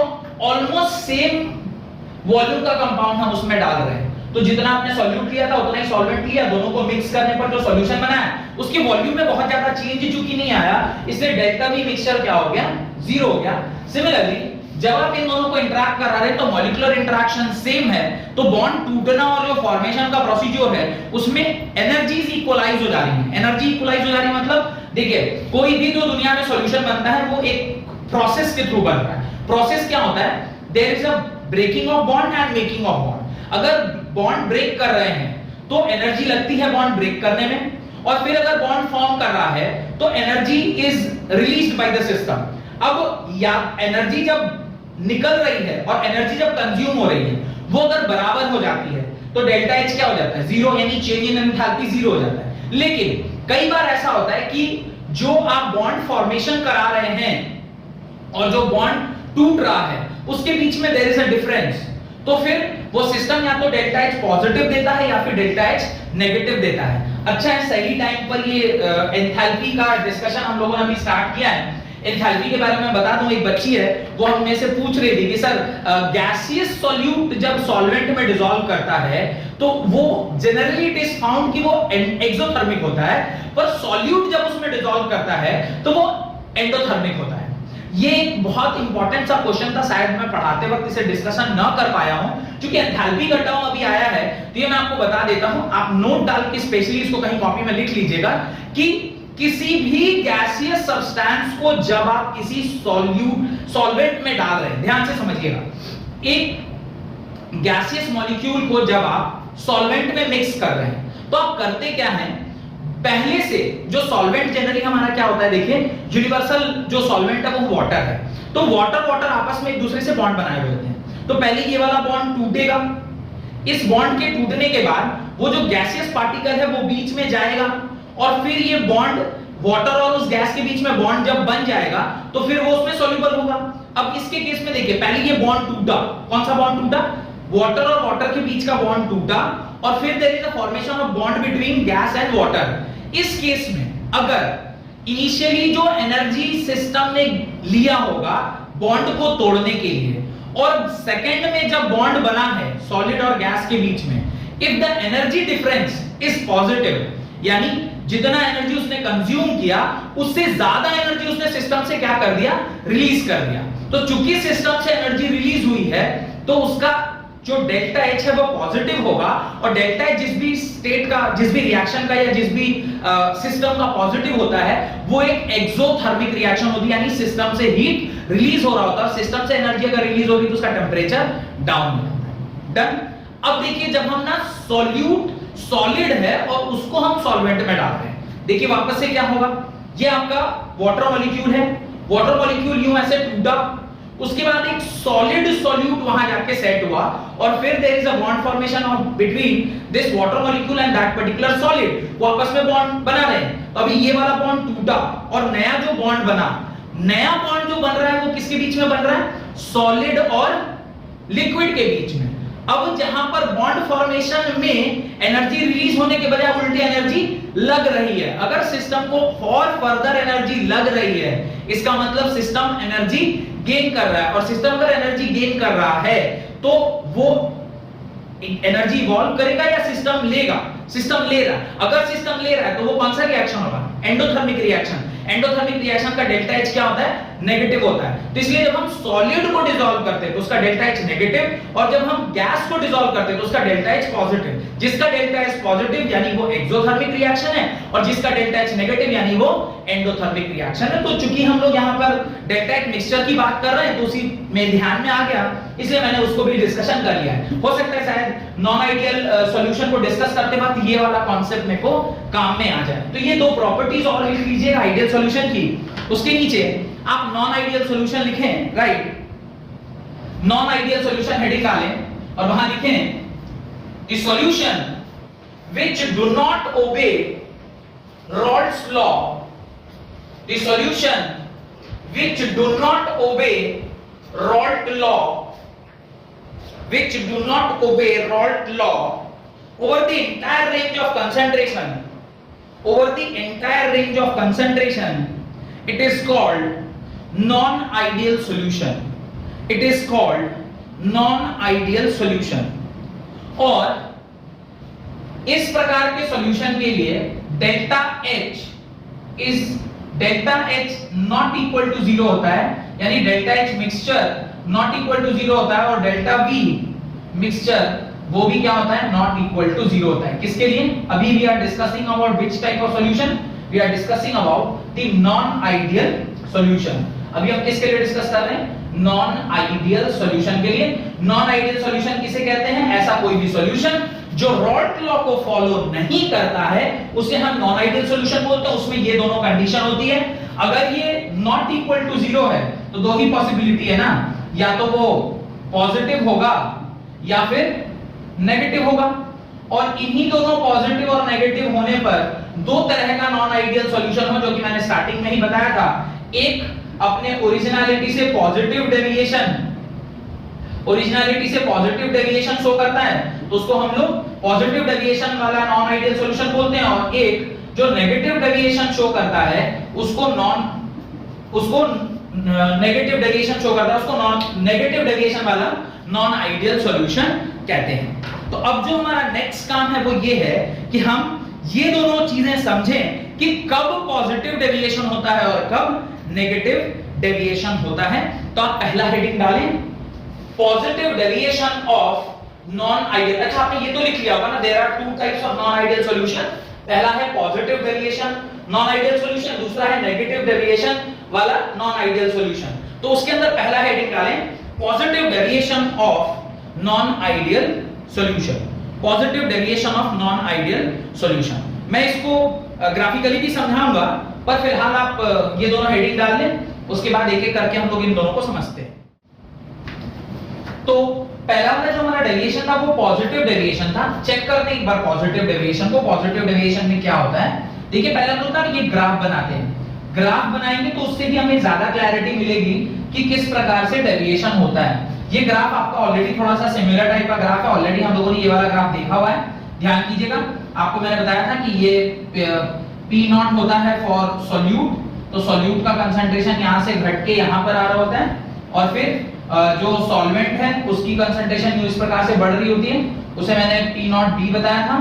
और इन दोनों को इस प्रकार से मिलाया था तो क्या बन गया था, P टोटल बन गया था, याद होगा आपको। और P टोटल मैंने लिखा था PA प्लस PB के बराबर, और याद होगा आपको मैंने ये सारा कुछ बताया हुआ है। तो this is the graph between vapour pressure versus mole fraction का ग्राफ है। अब अगर हम लोग बात कर रहे हैं पॉजिटिव डेविएशन की, तो होगा क्या, जो आपका ग्राफ है वो थोड़ा थोड़ा सा क्या कर जाता है, चेंज कर जाता है। वो थोड़ा थोड़ा से क्या कर जाता है, चेंज कर जाता है। इस प्रकार से ग्राफ में थोड़ा सा डेविएशन आ जाता है, और डेविएशन जो है वो पॉजिटिव दिशा का डेविएशन है। पॉजिटिव दिशा का डेविएशन मतलब जो आपका ओरिजिनल वैल्यू है P टोटल का वो यहाँ है, पर फाइनल जो वैल्यू है वो कुछ इस प्रकार से आ रहा है। ग्राफ की बात करें तो ये तो एक्सपेरिमेंटल है, एज इट इज आपको सिर्फ बना देना है, क्योंकि ये ग्राफ जो भी हम लोग ड्रॉ करते हैं वो हमेशा एक्सपेरिमेंटल वैल्यूज के ऊपर ही ड्रॉ करते हैं। तो ये जो नया आपका PT आया है वो ये आया है, ये जो आपका नया PA है और ये नया PB है। इस प्रकार से हम लोग ग्राफ को प्लॉट कर रहे हैं, और ये ओल्ड PA था और ये PB था। पर चूंकि ये पॉजिटिव डेविएशन है, यानी जो P टोटल है वो अब पहले वाले टोटल से बड़ा है। यानी अगर मैं इसे कुछ और नाम दे देता हूं, मैं इसे PT डैश बोल देता हूं, तो ये PT डैश जो अगर वो PT से बड़ा है, मैं बोलूंगा कि ये किस तरह का डेविएशन दिखा रहा है, पॉजिटिव डेविएशन दे रहा है। और जब भी हम पॉजिटिव डेविएशन की बात करते हैं तो वहां पे कुछ कंडीशन ध्यान रखना है। P1 जो है वो बड़ा होता है P1 into x1 से, है ना, P1 not into x1 not से। यानी जो आपका ओरिजिनल प्रेशर था उससे जो अभी का प्रेशर है वो हमेशा ज्यादा होगा। इसे मैं PA बोल देता हूं, क्योंकि हम लोग ना PA टर्म यूज कर रहे हैं तो सब में AA वर्ड यूज कर लेते हैं। सिमिलरली PB जो है वो भी क्या होगा आपका P1 नॉट इंटू XB से क्या हो जाएगा, बड़ा हो जाएगा। ये भी दो कंडीशन है जो आपको ध्यान रखना चाहिए। पहला कंडीशन, दूसरा कंडीशन आपका डेल्टा V मिक्सचर, ये भी क्या होता है, पॉजिटिव आता है। डेल्टा V मिक्सचर क्या हो जाएगा, पॉजिटिव आएगा। Delta V mixture is greater than 0। और जो आपका एंथैल्पी है डेल्टा H मिक्सचर, वो क्या होगा, वो पॉजिटिव होगा। Delta H mixture will be positive. Delta H mixture भी इसका क्या होगा, पॉजिटिव होगा। डन। अब ये कुछ इसकी कंडीशंस तो ध्यान रखना ही है। मेरा जो मेन मोटिव है वो ये है कि ये सारी चीजें तो कंडीशन है, पर इन कंडीशन को समझना हमारे लिए ज्यादा जरूरी है। क्या हो रहा है थोड़ा ध्यान से देखें। अगेन वापस से तीन प्रकार के इंटरेक्शन है। एक तो AA इंटरेक्शन है, दूसरा BB इंटरेक्शन और तीसरा AB इंटरेक्शन है। यही तीन प्रकार के इंटरेक्शन है। इन दो इंटरेक्शंस को मैं अलग तरीके से देख रहा हूं, तीसरे को अलग तरीके से देख रहा हूं। अब अगर मेरा AB इंटरेक्शन का मतलब है solvent solute interaction. Solvent solute interaction अगर वीक है, अगर क्या है, वीक है, ध्यान से समझिएगा। अगर सॉल्वेंट सॉल्यूट इंटरेक्शन वीक है, क्या मतलब होता है कि जो सॉल्यूट और सॉल्वेंट के बीच का बॉन्ड है वो काफी कमजोर है। अगर ये बॉन्ड कमजोर है तो क्या होगा, बड़ी आसानी से टूट जाएगा, और टूटेगा तो इसकी प्रोबेबिलिटी ऊपर जाने की ज्यादा होगी। अगर ये बॉन्ड वीक है, AB बॉन्ड वीक है, तो ये आसानी से टूट के कहां चला जाएगा, ऊपर चला जाएगा। अगर ये ज्यादा से ज्यादा मात्रा में ऊपर जा रहा है तो वेपर फेज में जो A और B का जो कंसंट्रेशन है वो ज्यादा होगा, और वो अगर ज्यादा हुआ तो वेपर फेज में जो कंसंट्रेशन ज्यादा होगा तो वेपर प्रेशर ज्यादा होगा, और अगर वेपर प्रेशर ज्यादा हुआ तो जो टोटल प्रेशर था वो आइडियल वाले केस से क्या हो जाएगा, थोड़ा सा ज्यादा होगा। और यही रीजन है कि ये जो आइडियली जो कंडीशन था उससे हमारा जो नया टोटल प्रेशर हुआ है वो क्या हो गया है, ज्यादा हो गया है। और वो कैसे निकल के आया है, दिस निकल के आया है PA dash plus PB dash से। ये वाला डैश है और ये क्या है, this is PA and this graph is for PB। तो total pressure PA plus PB था, लेकिन चूंकि PA भी पहले से ज्यादा हो गया और PB भी पहले से ज्यादा हो गया तो इसे PA डैश और PB डैश बोल रहा हूं। तो P total is equal to PA dash plus PB dash. ध्यान से समझिए क्यों ऐसा हुआ, बिकॉज AB जो इंटरेक्शन था वो वीक था। अगर AB इंटरेक्शन वीक है यानी जो बॉन्ड बिटवीन सॉल्यूट और सॉल्वेंट है वो वीक है। अगर वो वीक है तो आसानी से टूट जाएगा। अगर वो टूट जाएगा तो उसके स्केप करने की जो प्रोबेबिलिटी है वो बढ़ जाएगी। अगर वो आसानी से स्केप कर सकता है तो ऊपर वेपर फेज में उसका कंसंट्रेशन बढ़ेगा, और वेपर फेज में अगर किसी का कंसंट्रेशन बढ़ता है तो उसका वेपर प्रेशर बढ़ता है, तो इनडायरेक्टली PA भी बढ़ के PA डैश हो गया और PB भी बढ़ के PB डैश हो गया। और यही PA dash plus PB dash किसके बराबर होता है, P टोटल के बराबर होता है। तो P टोटल डैश भी पहले वाले से क्या हो गया, ज्यादा हो गया। तो ये सारा कुछ ऐसा आप लिख सकते हैं, PA is greater than this. और ये क्या लिखा हुआ है, अगर ढंग तरीके से देखें तो ये लिखा हुआ है PA डैश, ये लिखा हुआ है PB डैश, और इसको आप क्या लिख सकते हो, इसे आप लिख सकते हो PA, और इसको क्या लिख सकते हो, इसे आप लिख सकते हो PB। यानी आइडियली जो हमारे पास था उससे डैश वाला जो कॉन्सेप्ट है वो क्या हो जाएगा, ज्यादा हो जाएगा, जिसकी वजह से मिक्सचर में जो वॉल्यूम ऑफ मिक्सचर है वो भी बढ़ जाएगा। वॉल्यूम ऑफ मिक्सचर क्यों बढ़ेगा, उसका रीजन है कि इनिशियली जो आपने लिया हुआ था उसमें जो इंटरेक्शन कराया है उसमें ज्यादा कहां चला गया, वेपर फेज में चला गया, और वेपर फेज में गया तो कहीं ना कहीं वॉल्यूम जो ऑक्यूपाई कर रहा है वो ज्यादा ऑक्यूपाई कर रहा है, इसलिए उसका डेविएशन भी क्या हो गया, पॉजिटिव हो गया। और मिक्सचर जो है वो भी डेल्टा H मिक्सचर जो उसकी एंथैल्पी है वो भी क्या हो जाएगी, पॉजिटिव हो जाएगी। डन। ये आपका हो गया नॉन आइडियल बिहेवियर यानी पॉजिटिव डेविएशन वाला। इसके अंदर सिर्फ 3 एग्जांपल आप लिख लें। पॉजिटिव डेविएशन दिखाने वाले जो सॉल्यूशन होते हैं वो कौन-कौन से होते हैं। पहला लिखें, carbon disulphide plus acetone, carbon disulphide plus acetone, carbon disulphide plus acetone, carbon disulphide plus acetone. ये पहला एग्जांपल है पॉजिटिव डेविएशन दिखाने वाला। दूसरा एग्जांपल आप लिखें, ethanol and cyclohexane, ethanol and cyclohexane, ये दूसरा एग्जांपल है। और तीसरा example acetone plus benzene, acetone plus benzene. ये कुछ एग्जांपल हैं जो कि पॉजिटिव डेविएशन दिखा रहे हैं, और अगर आप ध्यान से देखेंगे ना तो आपको समझ में आएगा कि इनका जो इनके साथ इंटरेक्शन वो काफी वीक है। वीक का मतलब है एसीटोन और बेंजीन ये ऑलमोस्ट नॉन सॉल्युबल होते हैं। नॉन सॉल्युबल होंगे मतलब इनके बीच का इंटरेक्शन काफी वीक होगा, और वीक होगा तो क्या होगा, सॉल्यूट और सॉल्वेंट पार्टिकल एक दूसरे से दूर दूर रहना चाहेंगे, और दूर दूर रहेंगे, पास पास रह रहे होते तो बॉन्ड स्ट्रांग होता, बॉन्ड स्ट्रांग होता तो तोड़ने में दिक्कत हो रही होती, तोड़ने में दिक्कत हो रही होती तो फिर वो लिक्विड फेज में रहते, और लिक्विड फेज में रहते तो उनका जो ऊपर जाने का वो था टेंडेंसी था वो कम होता। लेकिन यहां पर इनका बॉन्ड वीक है तो ये दूर दूर रह रहे हैं तो ये आसानी से वेपर फेज में जा सकते हैं, और वेपर फेज में जाएंगे तो वेपर प्रेशर ज्यादा बनेगा, और ज्यादा वेपर प्रेशर रहेगा तो ये पॉजिटिव डेविएशन दिखाएगा। होप कि जितनी भी बातें मैंने आपसे कही हैं पॉजिटिव डेविएशन से रिलेटेड सारी आपको समझ में आ गई है। Then will next will see now we are talking about the negative deviation. Negative deviation में भी सबसे पहले मैं आपको क्या कराता हूं, सबसे पहले मैं आपको ये ग्राफ दिखा देता हूं कि ग्राफ एक्चुअली में होता कैसे। अब देखिए जैसा कि आपको ऑलरेडी थोड़ा थोड़ा ध्यान आ रहा होगा कि ये अगर मैं आइडियल ग्राफ बना रहा हूं तो मेरा आइडियल ग्राफ कैसा बनेगा, कुछ ऐसा बनेगा जो मैंने आपको रॉल्ट लॉ वाले केस में बताया हुआ है कि ये हमारा आइडियल ग्राफ है, जहां पे Pt क्या होता है, Pa Pb के बराबर होता है, और this is the Pa0 and this is Pb0, और ये जो आपका वैल्यू है इसे हम Pa बोलेंगे और इसे हम Pb बोलेंगे।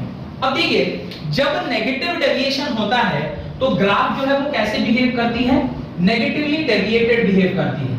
नेगेटिवली डेविएटेड मतलब ये ग्राफ का जो स्ट्रक्चर है ये थोड़ा इस प्रकार से नीचे की ओर जाता है, और ये जो अब आपका नया प्रेशर बना है उसे मैं Pt डैश बोलूं तो ये क्या होगा, Pa dash plus Pb dash के बराबर होगा, और ये जो अभी ग्राफ है इसे मैं बोलता हूं Pa डैश, और ये जो है इसे मैं बोल रहा हूं Pb डैश। ये तो एक्सपेरिमेंटल वैल्यू है, इसको हम बहुत ज्यादा छेड़छाड़ नहीं कर सकते, पर इसका मतलब क्या है वो हम लोग समझ जरूर सकते हैं, इस ग्राफ को इंटरप्रेट जरूर कर सकते हैं। पर ये कम आ रहा है ये तो हमें समझ में आ गया, और जिसमें ये ओरिजिनल वैल्यू से कम आता है उसको हम नेगेटिवली डेविएटेड ग्राफ बोलते हैं, या negatively deviated non ideal solution, क्योंकि वो आइडियल नहीं है तो नॉन आइडियल सॉल्यूशन है। इसके अंदर भी कुछ कंडीशन आपको ध्यान रखना चाहिए कि Pt डैश जो है वो छोटा होता है Pt से, पहला कंडीशन। दूसरा कंडीशन कि जो आपका Pa डैश है ये भी छोटा होता है Pa0 into XA से, और ये इनडायरेक्टली क्या लिखा हुआ है, ये लिखा हुआ है Pa, तो ये भी दूसरा कंडीशन भी आपको ध्यान रखना चाहिए।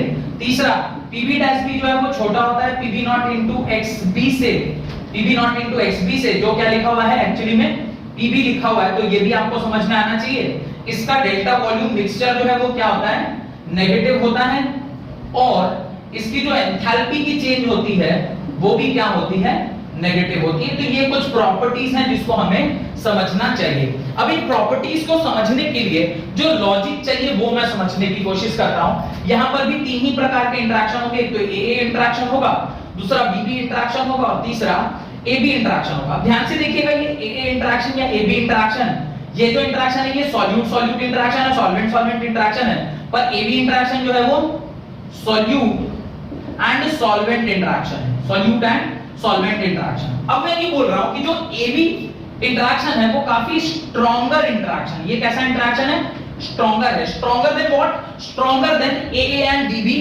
इंटरेक्शन। अगर बॉन्ड जो सॉल्यूट और सॉल्वेंट के बीच में बन रहा है वो काफी ज्यादा स्ट्रॉन्ग है, अगर ये काफी ज्यादा स्ट्रॉन्ग बॉन्ड है तो क्या ये टूट के ऊपर जाने की टेंडेंसी इसकी होगी, नहीं, क्योंकि बॉन्ड स्ट्रॉन्ग है तो ये आपस में एक दूसरे के साथ जुड़ा हुआ होगा, यानी सॉल्यूट और सॉल्वेंट एक दूसरे को स्ट्रॉन्ग बॉन्ड से जुड़े हुए होंगे, तो इसकी टेंडेंसी ऊपर जाने की क्या हो जाएगी, कम हो जाएगी। अगर सॉल्यूट या सॉल्वेंट के ऊपर जाने की टेंडेंसी कम हो गई तो जो वेपर फेज में इसका कंसंट्रेशन होगा वो क्या हो जाएगा, कम हो जाएगा, और अगर वेपर फेज में इसका कंसंट्रेशन क्या हुआ, कम हुआ, तो उसके करस्पॉन्डिंगली जो प्रेशर डेवलप होगा वो भी क्या हो जाएगा, कम हो जाएगा। तो आपका Pa डैश जो है वो Pa से क्या होगा, कम होगा, Pb डैश जो है वो Pb से क्या होगा, कम होगा, और अगर Pa डैश और Pb डैश कम है तो P टोटल भी क्या हो जाएगा, कम हो जाएगा, तो Pt डैश भी Pt से क्या होगा, कम होगा। तो इस प्रकार से ये तीन पॉइंट भी आपको बड़ी आसानी से समझ में आ गया होगा। जहां तक रह गई बात मिक्सचर की, तो जो आप मिक्सचर बना रहे हैं, अगर आपस में आपको याद होगा मैंने आपसे कहा है कि जो भी सॉल्यूट और सॉल्वेंट आप लेते हैं उसका नेचर कैसा होना चाहिए, they should be non reactive. पर नॉन रिएक्टिव तो हो, लेकिन आपस में अगर बॉन्ड बना के वो एक दूसरे के साथ रह जाए तो क्या होगा, जो वॉल्यूम ऊपर जाना चाहिए था, यानी जितना वॉल्यूम उसका वेपराइज करना चाहिए था वो उतना वेपराइज नहीं कर पा रहा है, जिसकी वजह से जो चेंज इन वॉल्यूम है वो क्या हो गया, नेगेटिव हो गया। और नेगेटिव एंथैल्पी का क्या मतलब होता है ये मैंने अभी थोड़ी देर पहले आपको समझाया था, तो ये मेरे ख्याल से आपको समझ में आ गया होगा। अब इसके अंदर आप 3 एग्जांपल लिख लें। पहला, अच्छा एक एग्जांपल देखें, सपोज ये एक एग्जांपल है, suppose this is one of the example, ये एसीटोन है और मैं साथ में आपकी क्या बना रहा हूं, क्लोरोफॉर्म बना रहा हूं। ये साथ में मैंने क्या बना दिया, क्लोरोफॉर्म बना दिया। अब बताइए इनके बीच में हाइड्रोजन बॉन्डिंग होगा नहीं होगा, ये दोनों नॉन रिएक्टिव हैं पर आपस में इन दोनों में क्या हो गया, बॉन्ड बन गया। अगर ये बॉन्ड यहां पे बना है तो ये अगर सॉल्यूट था और ये सपोज करिए सॉल्वेंट था, तो इसकी टेंडेंसी ऊपर वेपर में जाने की क्या हो गई, कम हो गई, बिकॉज़ आपस में इन दोनों की क्या बन गया, एक बॉन्ड बन गया और वो बॉन्ड इसको स्केप करने से रोक रहा है। अगर वो इसको ऊपर जाने से रोक रहा है तो वेपर में इसका कंसंट्रेशन कम हो जाएगा, और वेपर में अगर इसका कंसंट्रेशन कम हुआ तो वेपर प्रेशर कम, और वेपर प्रेशर कम हुआ तो ये आइडियल से थोड़ा वेपर प्रेशर दोनों का कम हो जाएगा, तो टोटल भी कम होगा। तो ये नेगेटिवली डेविएट कर रहा है, यानी ओरिजिनल से थोड़ा डेविएटेड किधर है, नीचे की ओर डेविएटेड, यानी इसका वैल्यू नेगेटिव डेविएशन हमें शो कर रहा है। तो ये एक एग्जांपल तो आप यही लिख सकते हैं, example can be written as acetone and chloroform, this can be one of the example. Second लिखें फिनोल एंड एनिलीन, थर्ड लिखें वाटर एंड नाइट्रिक एसिड। तो 3 एग्जांपल आप लिख लें, क्लोरोफॉर्म एंड एसीटोन, नेक्स्ट लिखें फिनोल एंड एनिलीन, और third लिखें water with nitric acid. तो कुल मिलाके आपको ये समझ में आ गया, जो मैं ये आइडियल सॉल्यूशन और नॉन आइडियल सॉल्यूशन को जल्दी मैं एक बार कंक्लूड कर देता हूं। आइडियल सॉल्यूशन उस सॉल्यूशन को बोलते हैं जो रॉल्ट लॉ को फॉलो करता है। इसके अंदर AA इंटरेक्शन और AB interaction, AA interaction, BB interaction और AB interaction, all 3 interactions are of same level, यानी ऑलमोस्ट सिमिलर लेवल का होता है, इसलिए ये आइडियली बिहेव करते हैं। इसका डेल्टा एच मिक्सचर भी 0 होता है, इसका डेल्टा एच एंथैल्पी भी 0 होता है। डन। सेकंड, अगर कोई सॉल्यूशन आइडियली बिहेव नहीं कर रहा है, इसका मतलब वो नॉन आइडियली बिहेव कर रहा है, इसलिए उसको नॉन आइडियल सॉल्यूशन बोलेंगे। नॉन आइडियल सॉल्यूशन वो जो रॉल्ट लॉ को फॉलो नहीं करे, जैसा कि आपने ग्राफ में देखा, एक पॉजिटिवली डेविएटेड था और एक नेगेटिवली डेविएटेड था। तो दो ही प्रकार के होते हैं, एक पॉजिटिव डेविएशन, एक नेगेटिव डेविएशन। दोनों का एक्सप्लेनेशन बहुत इंपॉर्टेंट है, वो ध्यान रखिएगा। पॉजिटिव डेविएशन में क्या होता है, AA इंटरेक्शन और BB इंटरेक्शन से AB इंटरेक्शन जो है वो थोड़ा वीक है। वीक होने के कारण सॉल्यूट और सॉल्वेंट में जो इंटरेक्शन है वो उतना अच्छा नहीं हो पा रहा है, जिसकी वजह से वो स्केप ऊपर जाने की टेंडेंसी ज्यादा है। ऊपर जाने की टेंडेंसी यानी वेपर फेज में जाने की टेंडेंसी ज्यादा है। वेपर फेज में अगर उसका कंसंट्रेशन बढ़ेगा तो उसका वेपर प्रेशर बढ़ेगा, और वेपर प्रेशर बढ़ेगा तो वो जितना उसका ओरिजिनल वेपर था, वेपर प्रेशर था, उससे ज्यादा वेपर प्रेशर अगर उसका होगा तो पॉजिटिवली डेविएटेड होगा। थर्ड केस जहां पे वो नेगेटिव डेविएशन है, नेगेटिव डेविएशन में ग्राफ नीचे की ओर इसलिए आता है क्योंकि जो AA इंटरेक्शन है और BB इंटरेक्शन है, और उसके कंपैरिजन में जब हम AB इंटरेक्शन देखते हैं तो AB इंटरेक्शन में स्ट्रॉन्ग बॉन्ड बन रहा है। स्ट्रॉन्ग बॉन्ड बनने की वजह से जो इंटरेक्शन बॉन्ड क्या बन रहा है, मतलब स्ट्रॉन्ग इंटरेक्शन है, जिसकी वजह से उसके एस्केप होने की प्रोबेबिलिटी या टेंडेंसी कम है। तो वेपर फेज में उसका कंसंट्रेशन कम हो रहा है, वेपर फेज में किसी का कंसंट्रेशन कम होता है तो उसका वेपर प्रेशर कम हो जाता है, और चूंकि वेपर प्रेशर कम आ रहा है तो वो जो ओरिजिनल प्रेशर था उससे कुछ उसकी वैल्यू कम आ रही है, और चूंकि उसकी वैल्यू कम आ रही है तो इसको हम क्या बोलते हैं, नेगेटिव डेविएशन बोलते हैं। लास्ट टॉपिक आज की क्लास का, दैट इज एजियोट्रॉप्स। उसको जल्दी हम लोग कंप्लीट कर लेते हैं ताकि ये पूरा जो आज मैंने टारगेट लिया था वो जल्दी से कंप्लीट हो जाए। तो लास्ट कॉन्सेप्ट है आज की इस लेक्चर का, दैट इज एजियोट्रॉप्स। एजियोट्रॉप्स को ही हम कांस्टेंट बॉइलिंग मिक्सचर बोलते हैं।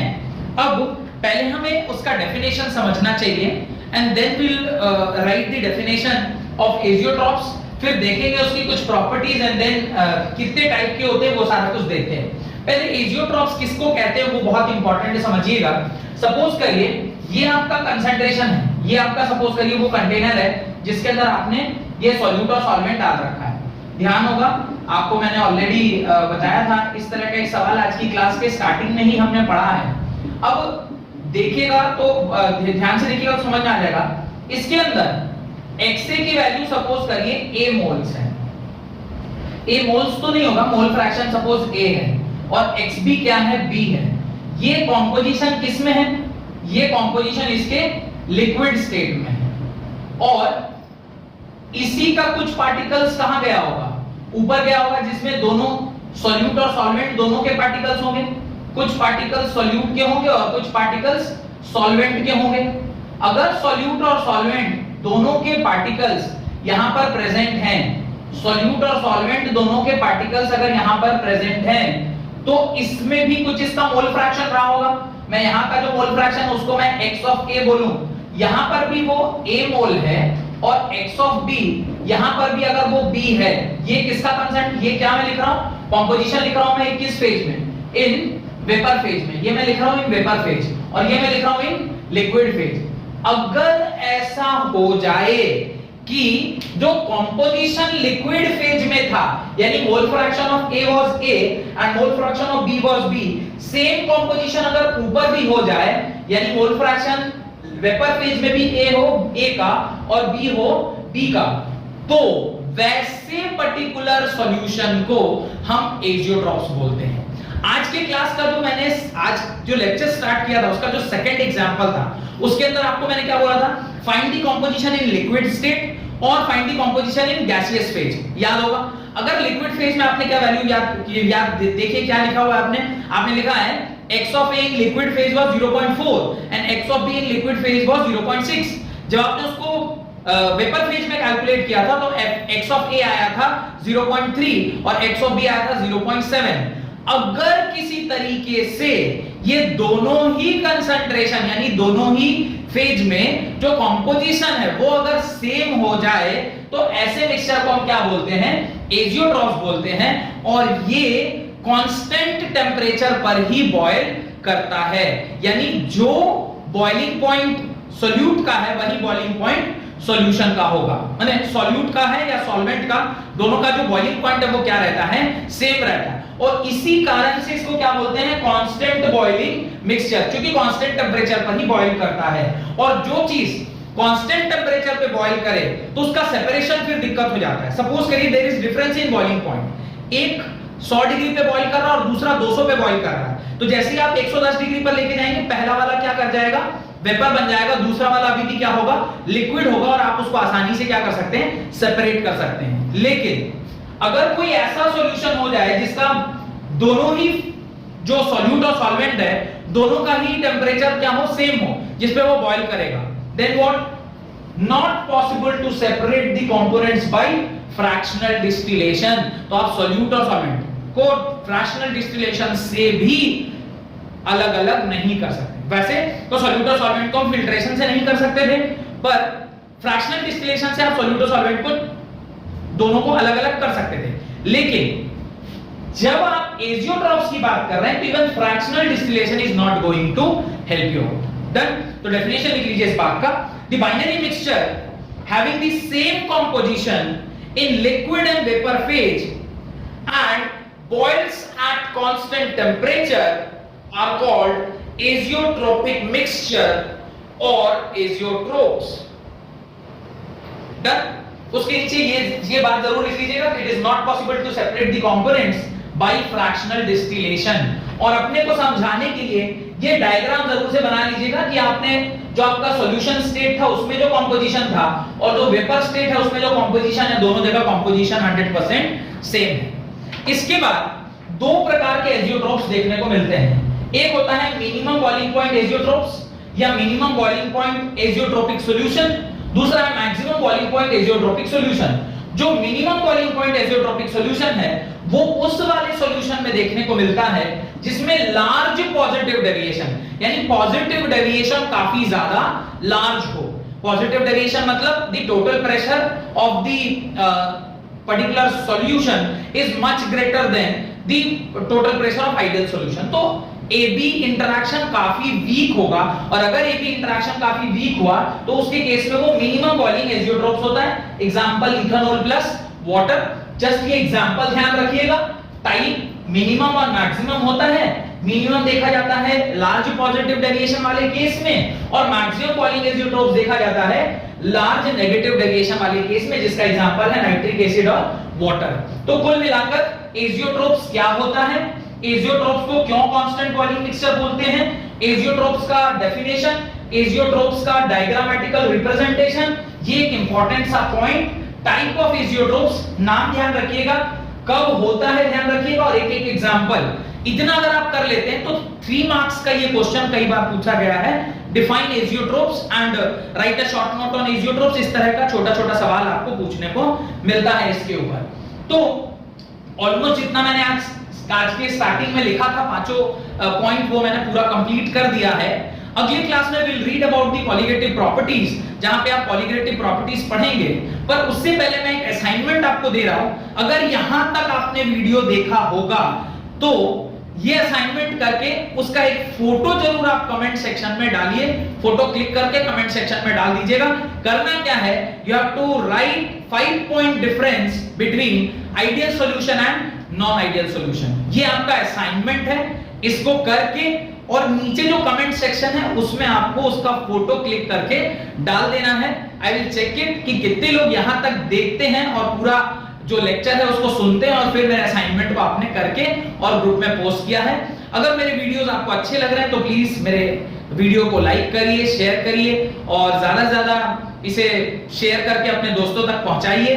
अगर अच्छा लग रहा है तो प्लीज मेरे चैनल को भी सब्सक्राइब करिए सो दैट कि कोई भी वीडियो मैं नई बनाकर भेजूं तो उसका नोटिफिकेशन आप तक जरूर पहुंचे। बहुत बहुत धन्यवाद, थैंक यू वेरी मच।